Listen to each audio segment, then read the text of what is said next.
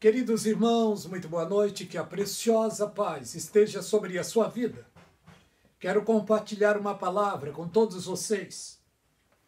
Quero falar sobre um grande acontecimento que está para acontecer. O povo de Deus está sendo avisado sobre isso.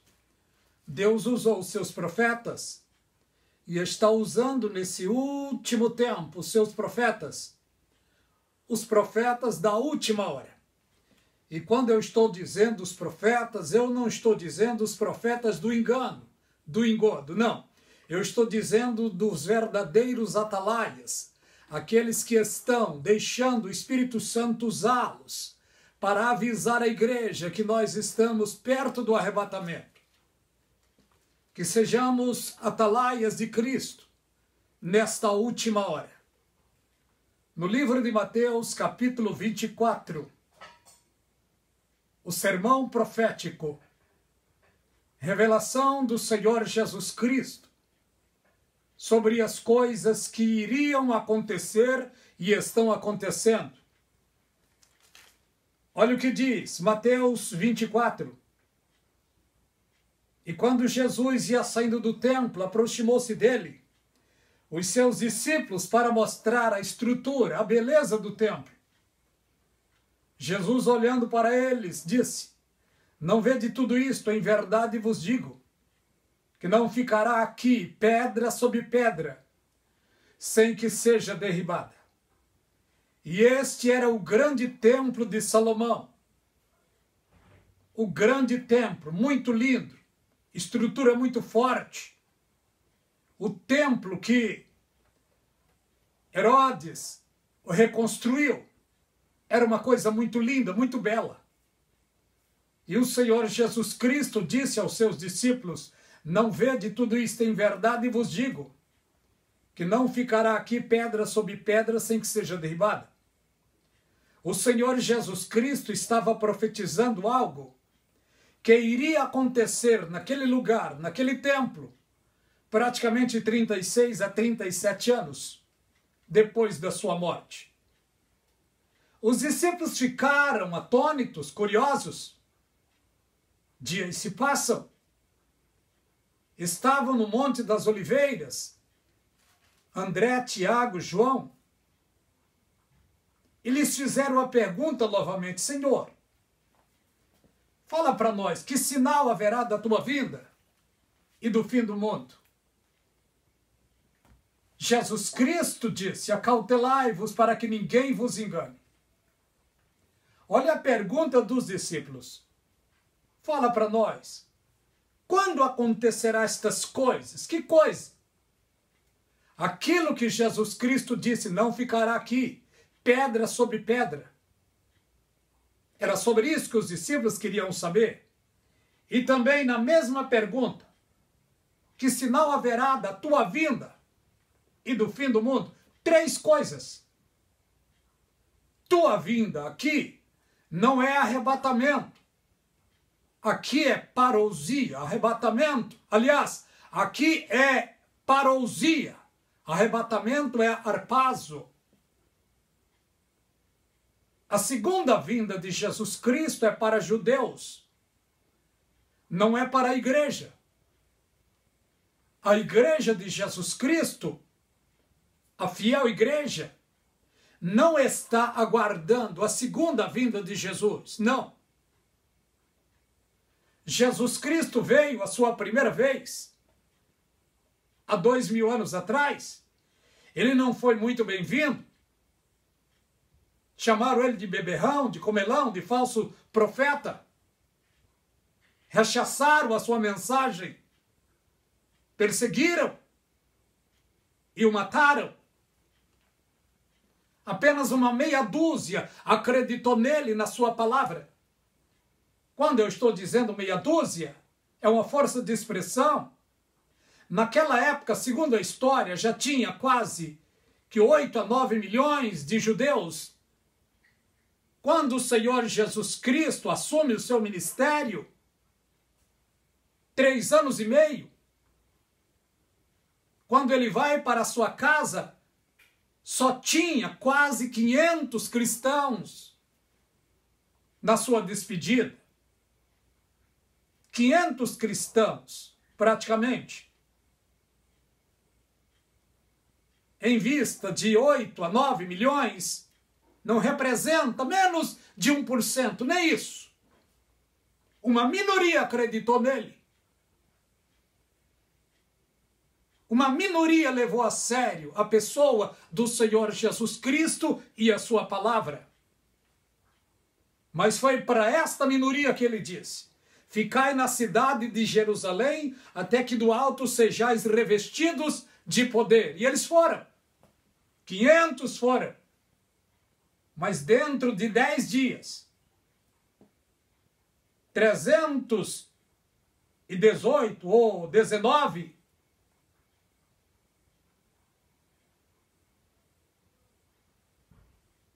380, praticamente 380 desistiram. 10 dias se passam, quando o precioso Espírito Santo desceu, tinha só, não posso afirmar, é o que a Bíblia diz, tinha quase 120. Mas eles receberam o poder, porque foram vistas sobre eles línguas repartidas como de fogo.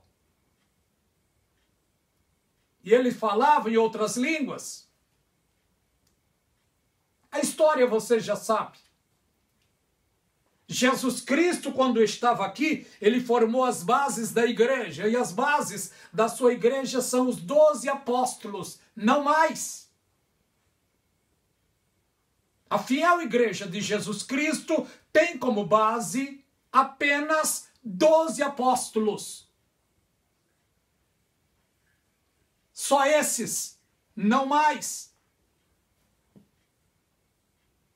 Esses são os fundamentos da fiel igreja do Senhor Jesus. Já estão representados os seus nomes no muro da cidade santa. E eles estão representados também por 12 pedras preciosas.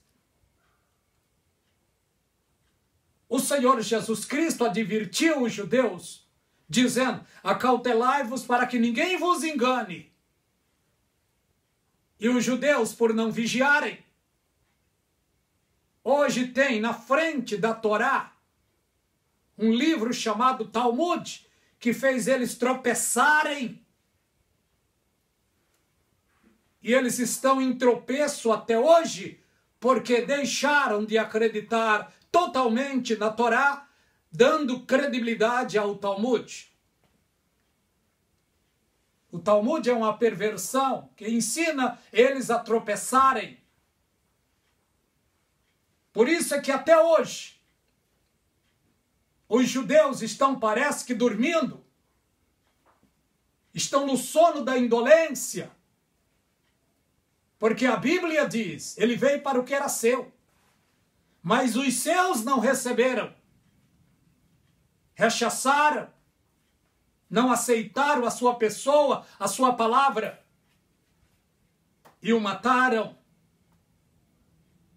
Por isso estão, ao longo da história, sofrendo dores e perseguições. Lá hoje é uma cidade muito linda. Só que na ótica religiosa, menos de 2% de 15 milhões de judeus hoje, muito menos de 2% são cristãos. Segundo alguns, estão dizendo que é menos de 1% são cristãos. Nas estatísticas, e quando falamos cristãos, é católicos e evangélicos, que são chamados de cristãos. Segundo as estatísticas, cerca de 10 mil crentes evangélicos tem lá em Israel hoje. Um país de 15 a 16 milhões, apenas 10 mil crentes. É muito pequeno o número, mas graças a Deus. Porque Deus tem neste mundo três povos: o povo judeu, a igreja e os gentios. A igreja é o corpo de Cristo, que será arrebatada para os céus. Quando um gentio aceita Jesus, ele deixa de ser gentio e passa a ser igreja. Quando um judeu aceita Jesus Cristo através da pregação da palavra, ele deixa de ser judeu e passa a ser judeu messiânico, igreja de Cristo. Deus tem tratamento com os três povos. Mas quanto à sua igreja, a Bíblia diz, Romanos 8, nenhuma condenação há para os que estão em Cristo Jesus. Porque não andam segundo a carne, mas segundo o Espírito. Porque a lei do Espírito de vida em Cristo nos livrou da lei do pecado e da morte. Grande é esse mistério.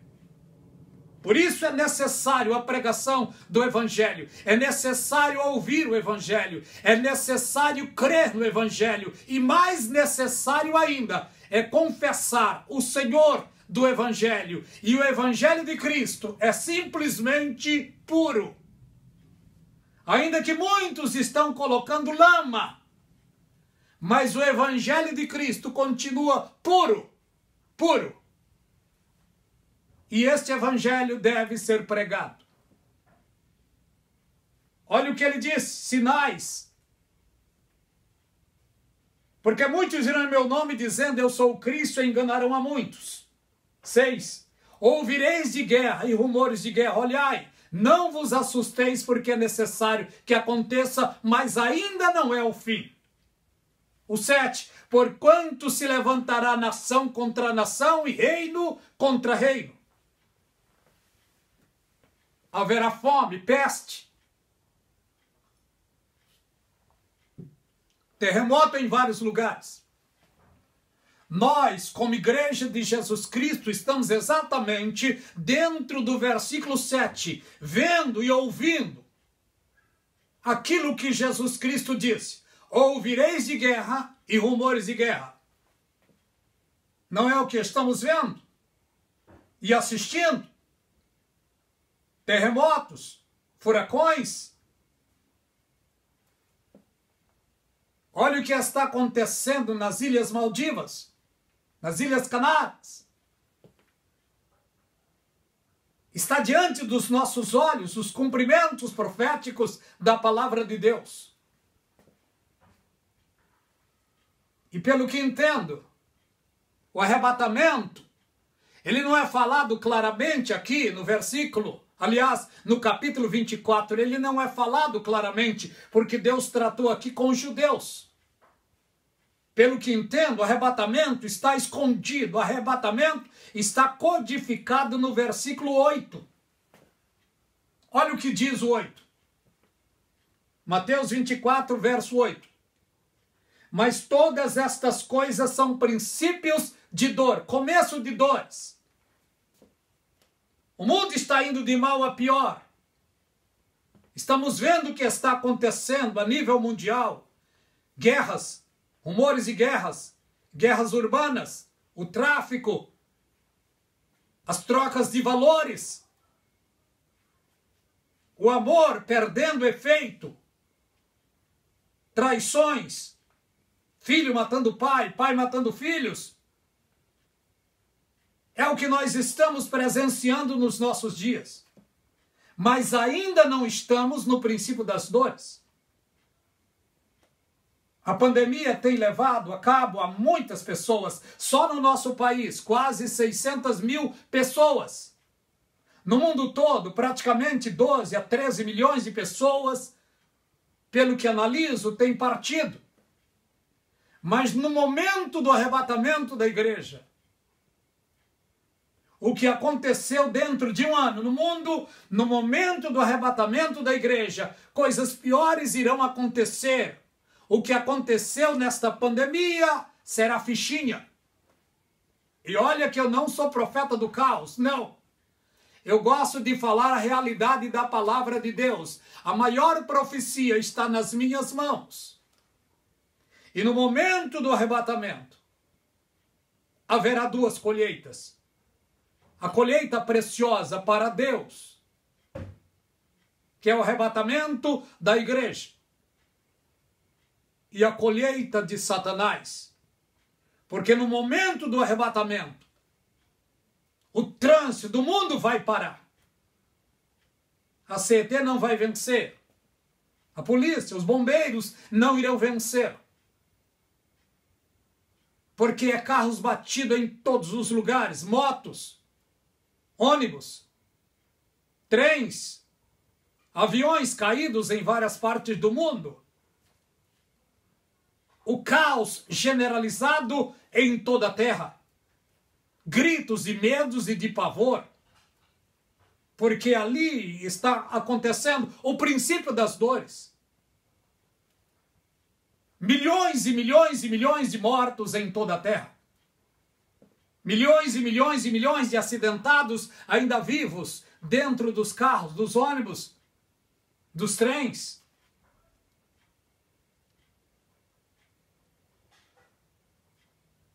É o que o mundo vai presenciar. A Bíblia diz como foi nos dias de Noé, assim será também na vinda do Filho do Homem. Comiam, bebiam, casavam-se, davam-se em casamento até o dia em que Noé entrou na arca. O trabalho de Noé era trabalhar na arca e pregar a palavra, avisando sobre o perigo que ia vir. E o povo não acreditava, zombava dele. É a mesma coisa que está acontecendo nesse tempo. Quando se fala a verdade, se prega a palavra de Deus verdadeira no rádio, nos meios de comunicação, no YouTube, muitos não dão crédito, não dão likes, não dão visualizações, mas a verdade da palavra de Deus deve ser falada. Deus está contando com os atalaias da última hora. Atalaias são aqueles que avisam sobre o perigo que está por vir. Enquanto estamos no dia chamado hoje, no momento chamado agora, todos nós, seres humanos, é tempo de nos voltarmos para Deus e rendermos a Ele o louvor e a nossa adoração. Porque a sua palavra é fiel e verdadeira. Jesus Cristo disse isso. Mas todas estas coisas são princípio de dores. Estas coisas, o caos generalizado que o arrebatamento vai causar. Os que são de Cristo serão levados. Os que deram crédito à pregação da palavra e o aceitaram como único e suficiente salvador da sua vida e procuraram se manter de pé diante dele, em meio a uma geração mais perversa, esses serão levados. Perfeito não somos, mas aquele que é perfeito está trabalhando na minha e na tua vida, porque Jesus Cristo disse: meu Pai trabalhou e eu trabalho até agora. Jesus Cristo, através do seu precioso Espírito, continua a trabalhar na minha e na tua vida. Cabe a mim e a você mantermos a sobriedade e a vigilância. E orarmos uns pelos outros, intercedermos uns pelos outros, pedindo graça e misericórdia, mesmo porque não somos melhor do que ninguém. A nossa justiça, ainda que seja boa, ela é como trapo de imundícia. Seremos salvos, sim, por acreditar na pregação do Evangelho. E pelo nosso nome está escrito nos céus, no livro da vida. E por termos nos esforçados para estar diante de Deus, lutando diariamente para se manter de pé. Olha o que diz lá no livro, primeira epístola de Coríntios, capítulo 15, e o verso 58. Quero ler para vocês. Meus amados e queridos irmãos, sejam firmes e constantes, sempre abundantes na obra do Senhor. Eu quero ler. Portanto, meus queridos irmãos, sede firmes e constantes, sempre abundantes na obra do Senhor, sabendo que o vosso trabalho não é vão no Senhor. Vale a pena, querido irmão, querida irmã, nos esforçarmos para nos mantermos de pé diante de Deus. Graça e paz da parte de Deus e da do Senhor Jesus seja sobre você e sobre toda a sua família. Que Deus os abençoe.